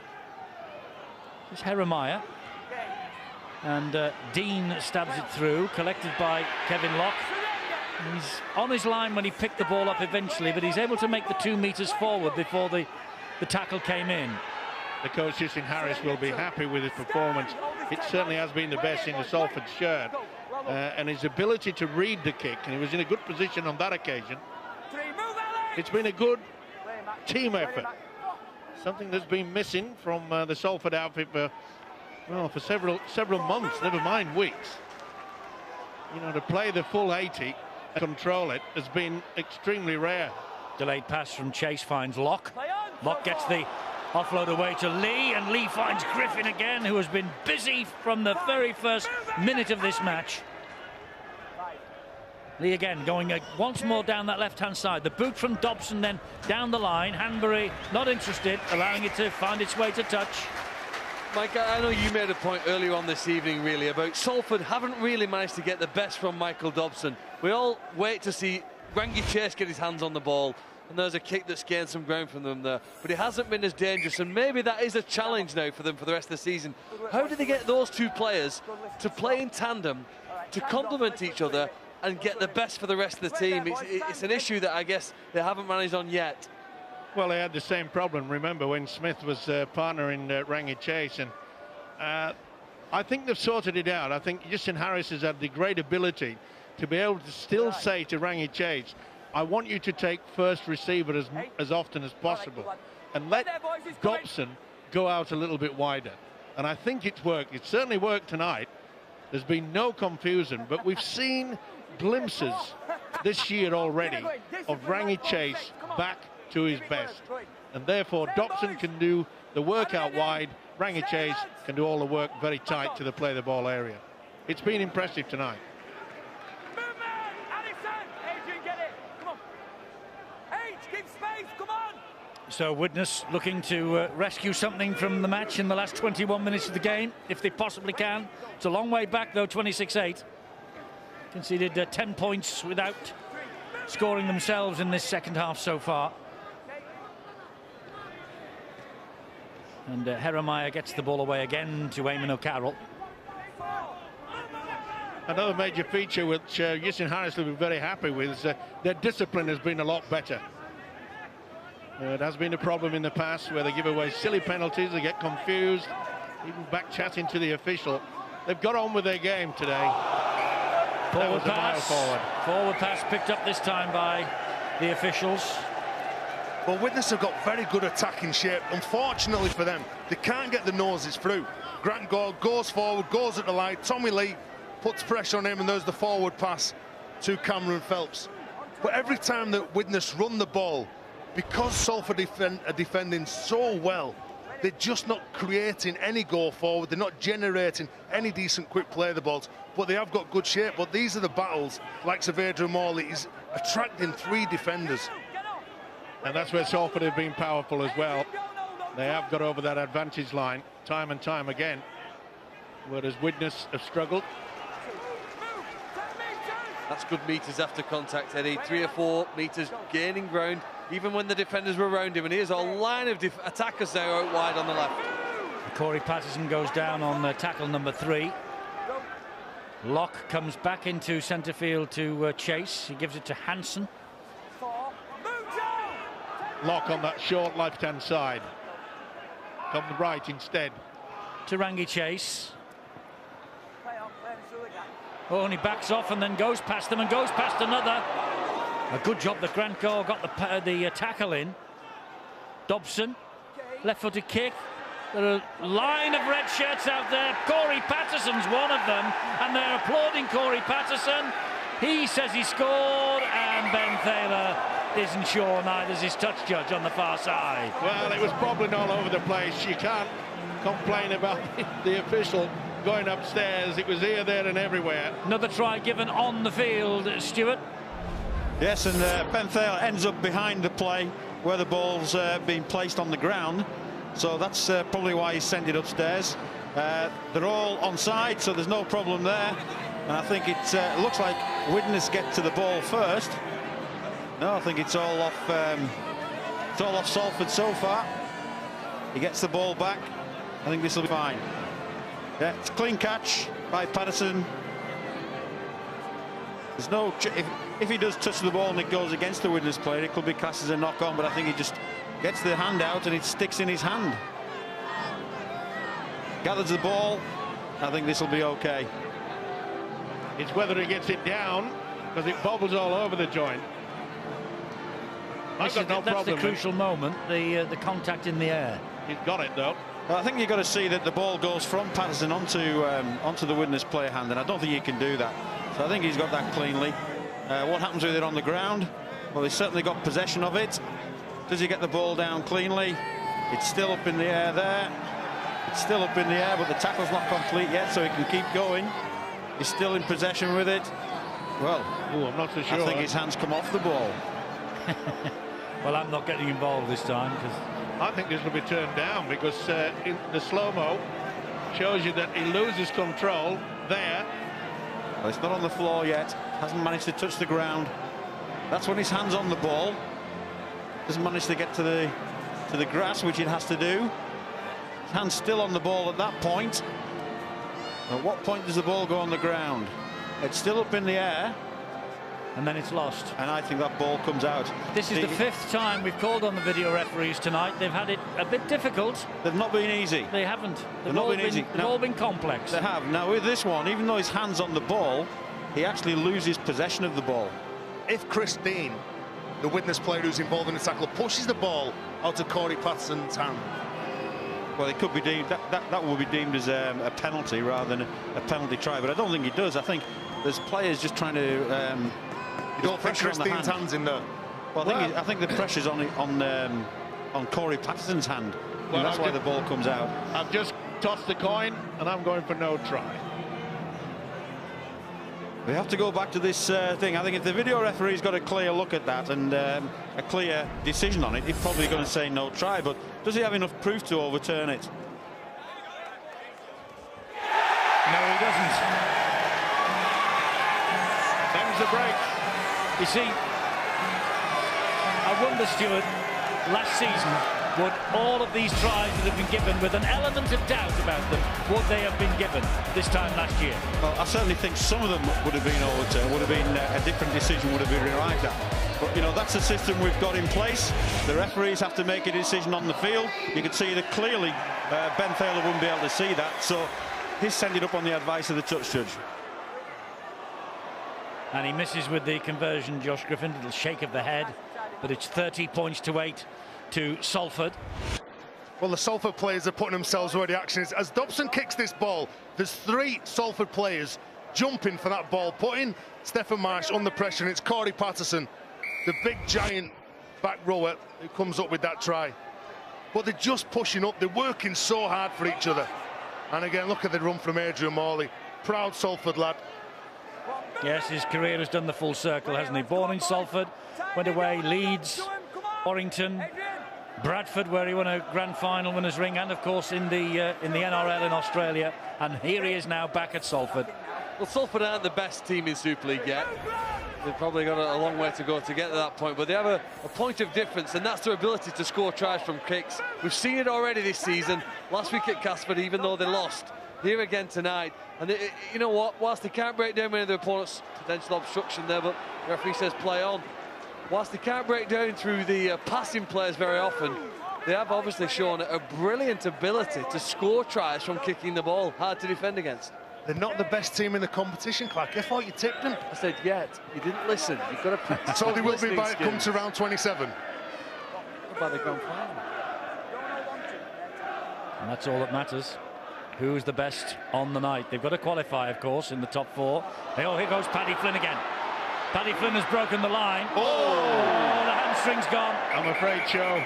Well, that is a shame. Well, a few getting upset that Rangi Chase came in, but he's got to make the tackle. He had to... Well, all he could have done was just put a hand on him, to be fair. The lad's lame. The lad's lame. Look, the hamstring's going. He's going nowhere. Yeah. There, he's got him. He's a big, powerful man, Paddy Flynn. I'm not so sure whether Rangi Chase needs to do that. When a player's injured on the floor, well, as you said, Eddie, just put your hand on him. Yeah. He's fell off the tackle, Steve-O. Maybe he's a bit frustrated with that. You can see that a player's injured. Let's hope it's just cramp because he's cold. No, that won't be cramp.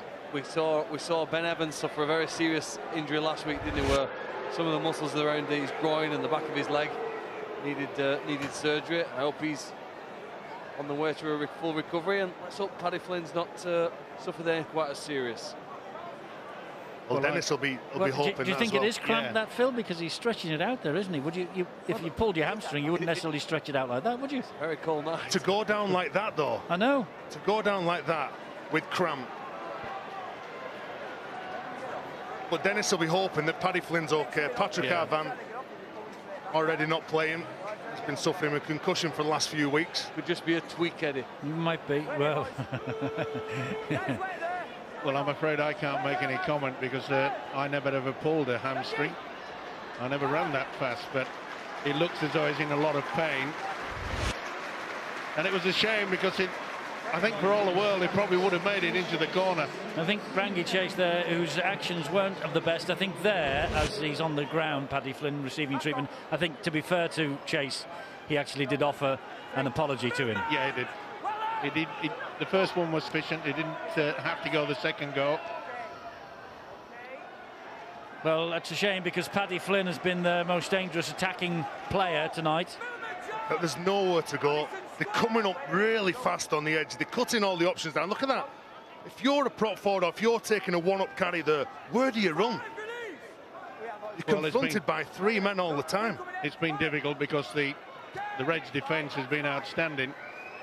It's a very similar situation this for Widnes to round 27 last year, because when they were beaten on that occasion by 36 points to 6. They also had some notable absentees. They actually took the decision to rest the players that night because they were playing the following week in their first ever playoff appearance. So I suppose Dennis will be saying if only they could get a full team on the field against Salford at the AJ Bell Stadium, as they must have done in the cup tie, they can give them a bit of a run for their money. Well, there's still plenty of time for some more scoring, getting that scoreboard ticking over. Chase to Dobson. Dobson then to Locke, doing a 360. And, you know, I made the point earlier in regards to the fact that I think that Justin Harris has got both the halfbacks worked out. You can see Dobson, neat little kick. Christine got it at the second attempt. He pushed it backwards. Yeah, the point I'm making is that Dobson is far better when he's taking second receiver out wide. And Rangi Chase is creating all sorts of havoc in the middle of the park. Gerrard goes down. Eddie, you'd have to say that this is the best performance we've seen from Salford for quite some time. Oh, that looked as though a bit of an obstruction. Didn't come to anything. Yeah, and it's the worst from Widnes. Yes. They've played well for 6 rounds. They've been really consistent performers, but they've not brought their A game here tonight, and they've been embarrassed by a team that, well, outplayed by Castleford, have shown up here now. Eventually they've put a performance together in front of the Sky cameras. Well, they've not got, Widnes haven't got their A team on duty, and that's taking nothing away from Salford, who have been magnificent from the very first whistle. They've been, as you've all been saying, they've been in the faces of Widnes from minute one. Dennis won't make any excuses. He's turned up here. He was confident and spoke to him early on in the week. He thought that he could get them maybe up front, then bring Grant Gore on and then play a bit more expansive. But Salford, I don't think he was expecting Salford to be as physical as what they've been this evening. Everyone seems to have got on board. They put their hands up. They're there to take the ball forward. And even if they're not taking the ball forward, they're supporting a teammate.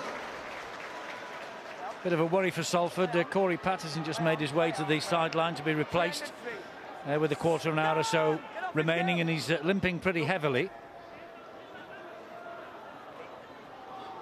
This is Wella Huraki as Salford look to turn the screw even further.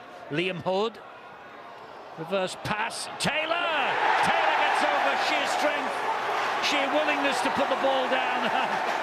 Here they go, the celebration's on again. You think they're winning the grand final here? He fully deserves that. Scott Taylor, an unsung hero tonight. He's just got through his hard work, not interested in passing the ball, just making sure his team is safe in possession of the football. And this is a neat little move. You don't often see a move close to the line, but that is fully rewarded for his hard work. I don't even think they do the move that well, because the pass isn't exactly where it needs to be. He has to twist and turn and almost take it behind him, but he's strong enough and determined enough to crash through what looks like a little bit of feeble defence there from Widnes on their own line. Hanbury and Gore not strong enough to hold a big fella. Yes, Scott Taylor taking a page straight from the Terry O'Connor coaching manual, picking on the smallest guy on the pitch and coming up with his first try in Salford's colours. Scott Taylor. And the celebrations will continue on. I think they're proving, Steve-O, that they are together. They are a group, and they are actually all playing for each other tonight. Yeah, no question of that. Listen, I'm an old-fashioned hooker, and I just get rewarded by watching little moves like that, flip back on the inside. We don't see enough. That was a nice from ball. Some of the team. Nice pass here from Liam Hood. Look at that. Well, this is what you're confronted with as a player, and you can see that Grant Gore and Reece Hanbury, when you're defending your try line, it's very difficult to get off the line, to go forward and meet a big fella, because you can't switch off from the threat, which is the ball carrier, and that was Liam Hood. So when a big fella gets the ball and he's charging straight at you, it's difficult to stop him near the line, Eddie. Well, there's still 12 minutes to go, and Salford could do their points difference a real power of good here tonight. Again, just look at that run from Taylor. Another physical run. Just to say again, they are going fourth in the first Utility Super League table tonight. The Salford Red Devils, albeit maybe for just 24 hours. There are a host of matches to be played tomorrow night, including ours, of course, the live match from Hull Kingston Rovers. Hull KR against St Helens is the Friday match live on Sky Sports. We've got news from Bill. Yeah, Dennis Betts, the Vikings coach, has just come straight down the stairs from up high in the stand where he's been watching the game, and he's actually gone into the Vikings dressing room, I think, to check on the condition of Paddy Flynn, the Vikings coach, just emerging now in actual fact. But obviously, with the injuries he's already got, especially in the three quarters, the last thing he needs is a hamstring injury to another one of his first choice players, and I think that might be the situation with Paddy Flynn. They're hoping not, but that was the initial prognosis. You've got so many players out. Patrick Alvan has already been mentioned. There is the possibility that Kevin Brown will be back in action in time for the Easter weekend, but the problem's mounting up for the Vikings. A lot of people, Eddie, perhaps think that some players are a one-man team, and I must say that he really has put himself about today. Rangi Chase, he's worked very, very hard. He's been creative. He's back to his best. And Salford are back to his best. And you mentioned, Eddie, they could be in fourth position. Yep. Well, we've been banging on about that all night, Steve. Yeah, and no, but I'm making the point. Go on. Dr. Kukas said when he first came and took over at Salford, we want to be a top 4 team. Well, tonight, they will be. They also need to be a 40-minute team. They didn't play for 40 in the first half. Probably just dropped off, didn't they, as the coach mentioned at half-time. They didn't go for the full 40. Interesting test. The game's won, but can they improve the concentration? Because you'll have to practice doing that if you to beat the better teams, and that's obviously a goal for Salford the remainder of 2015. Well, I have to tell you, in case you didn't see earlier on Sky Sports News, when Phil reports into their programme from our matches just before the games, around about 6:15, 6:30, in conversation with the great Jim White, Phil's best pal in Sky Sports News. Phil tipped the Salford Red Devils to win tonight, so Jim said he's going to put his mortgage on Widnes. Well, I can eventually hold my head high. He's homeless tonight. He's homeless tonight. 10th time lucky on Sky it's been. Well, if he's got any money left, he might be watching, Phil, so you might have to talk to him tomorrow. Just put the record straight. We've got to get him up here to a game soon. Oh, he loves his rugby league, does Jim? Another great kick. He's been so influential, hasn't he, Rangi Chase? Oh, that was risky from Owens. Very, very risky. And they'll drag him back. They're brilliant signs. Absolute brilliant signs. Rangi Chase comes up, and he comes up in the centre of the field to make the ball get thrown over there to Rhys Ambry. Then all of a sudden, because I think it's Liam Hood who's coming up putting pressure, they turn them back into where all those Salford Red Devils players are. They can't get outside of them. So enthusiastic. You've not seen this from Salford. Well, last year in particular, but this year, the opening few games, and they seem to have turned a corner. Yeah, I'd agree with that. And you quickly mentioned the youngster that came off the bench, Liam Hood. Well, he certainly has been a key factor tonight in the success of the Salford Reds. Yes, from London on a one-year deal. Liam Hood began at Leeds, third substitute appearance of the campaign for Liam Hood, and he's certainly made a difference here tonight. And I must say, Terry, one man I am delighted for seeing Salford play the way they are tonight is the coach, Iestyn Harris, because this is a pressure cooker that he works in here with the good doctor as his boss. Yeah, it is, and when he took over last year, he had a star-studded side, but he had to get them playing as a team. He lost some plays, he let them go, he paid the contracts up, and he's brought in players, the likes of Liam Hood, the likes of Griffin, out in the centre, Josh Griffin, and all of a sudden they start working for each other, and then Dobson and Rangi Chase can weave their magic. Well, Rangi Chase is on his haunches in back play. He hit the deck, and he's back up on his feet now, waiting to take his part in this next move, maybe. And is that Liam Hood? It's no try. It was Liam Hood. Yeah, he went pretty close. He's a live wire. He's held up over the line, so he goes back 10 metres. Plays the ball, and here comes the last. Oh, plucked out of the air neatly by Hanbury. Has Hanbury got the legs? Because there's 7 chasing him, 8, 9 chasing him now. And they get him down. You know, Justin Harris will show the team how they got back. When the fullback, Hanbury, made the break, as you say, Eddie, there was at least 5 anyway. I'm not so sure about the 7, but... Steve-O, there was 5, and one of those 5 players was Scott Taylor, a prop forward.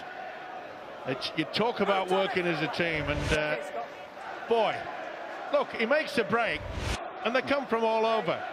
I know you were trying to count 7, to count Eddie. the red shirts then, yeah. I think you got two players in the crowd as well. Always prone to exaggeration, you know that. Too true, but you know, that's something that every coach just looks at and says, I think I've got the lads working. They have worked hard for each other. Kevin Locke goes to ground quickly. On his own line. Here goes Mason Caton Brown. Jeremiah just held himself back. Didn't come in with the flop.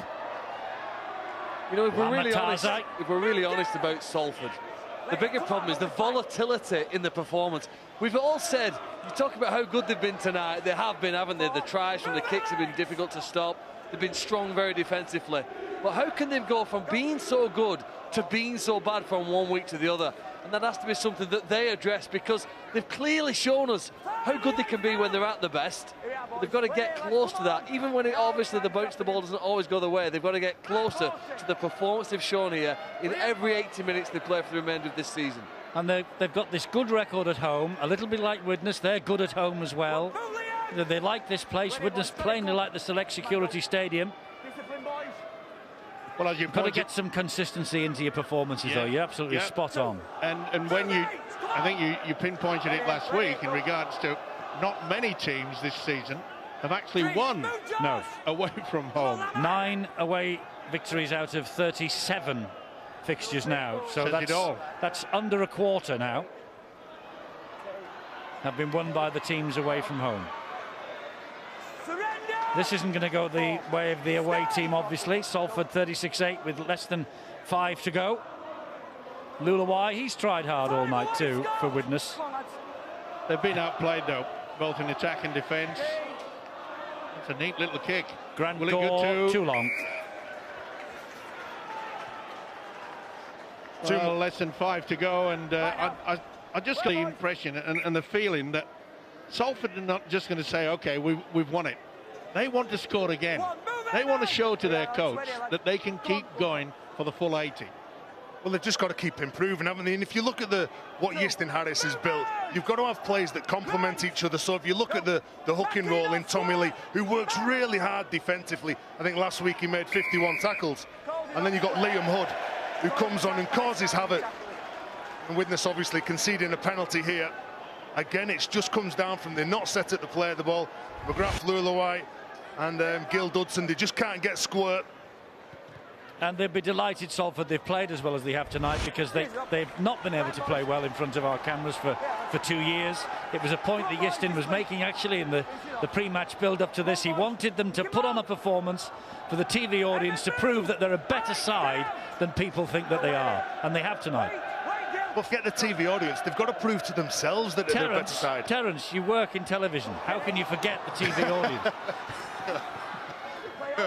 What I actually meant, Eddie, what I actually meant to say was they need to prove to themselves that they are a better side for the TV audiences that are watching. Well, I must say, Terry, he's gone into reverse and he's hit the floor with the accelerator there. Eddie, I did mention in the first half what big feet Corey Patterson has. I'm on the gantry with a man who's got even bigger feet, and he's right way down his throat.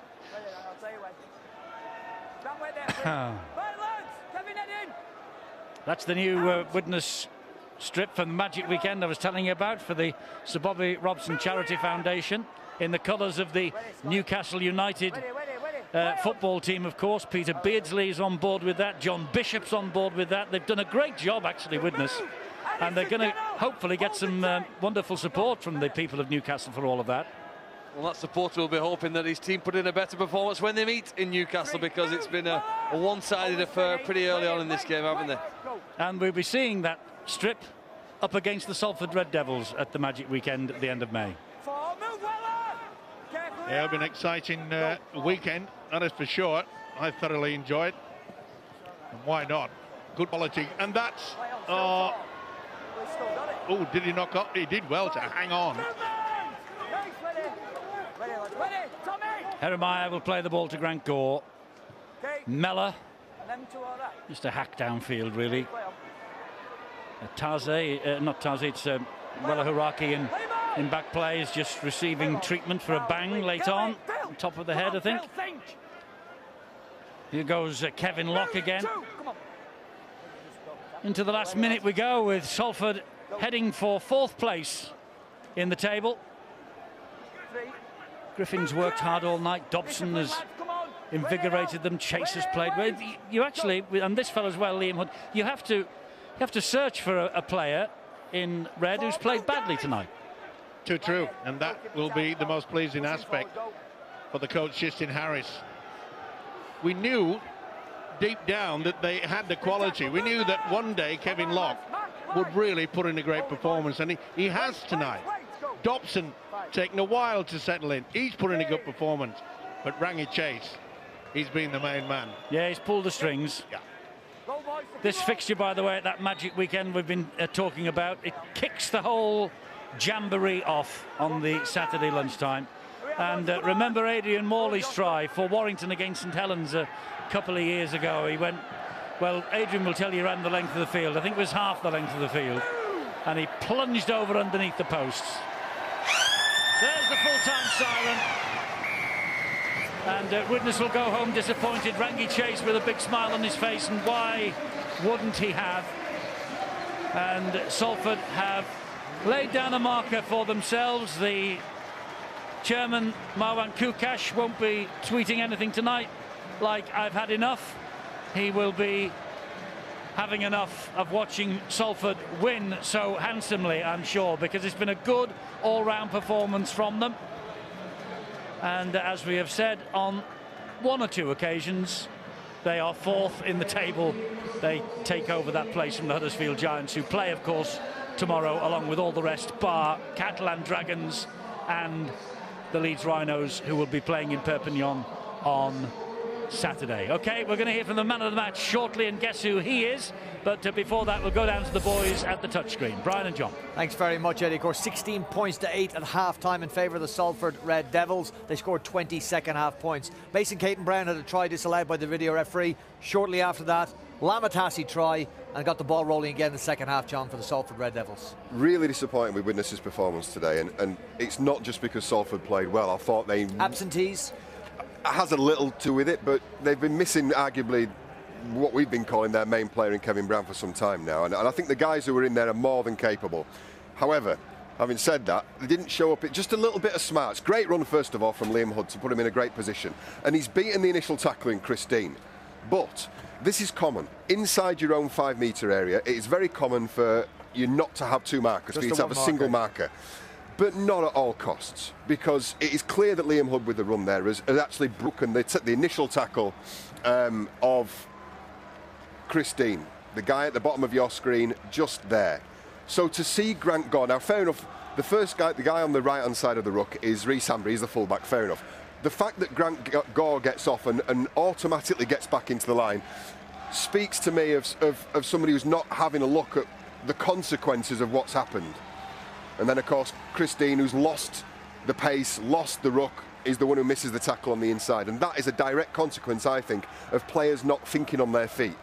Right, that on 46 minutes, that pushed it out to 22 points to 8 in favour of the home side. Well, that got extended to 26 points to 8 with Josh Griffin's try as well, again after reference to the video referee. Yep, and something that I thought Reece Hambury's opposite number did really well.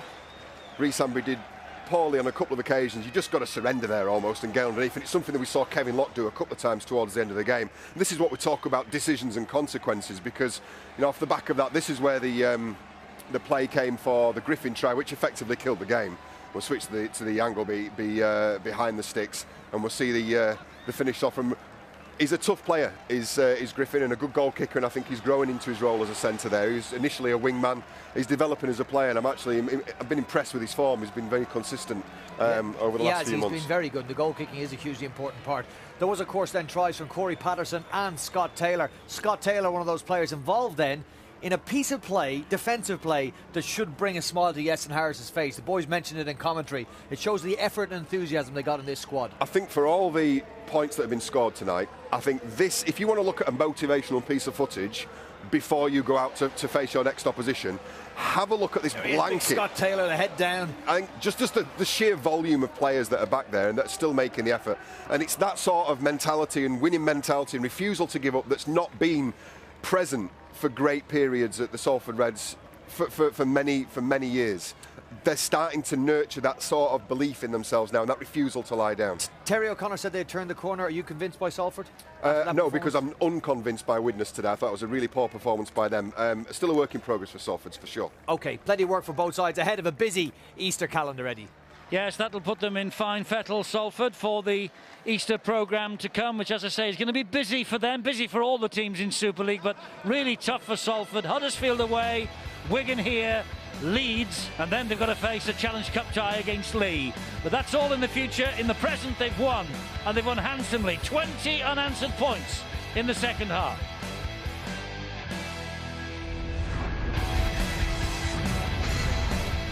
Super League Thursday, that has belonged to the Salford Red Devils. 36 points to 8. They were 16-8 up at half-time. 20 unanswered points in the second half. The man who pulled all the strings was Rangi Chase, not named on that caption, but he's the man of the match with Bill. Rangi, congratulations on a man of the match performance. You could see from the way you celebrated tries, you celebrated tackles tonight. This was a team performance. Yeah, it was, and we haven't really performed as a team over the last, at the start of the season, so. But mate, they were missing some key players like Kev Brown is their best player, and they had some good personnel. But it was just our attitude tonight, and we turned up with the right attitude. It wasn't pretty, but the attitude was there. Up to 4th in the table. Okay, I mean there's still games to come. That can alter, but you're heading in the right direction.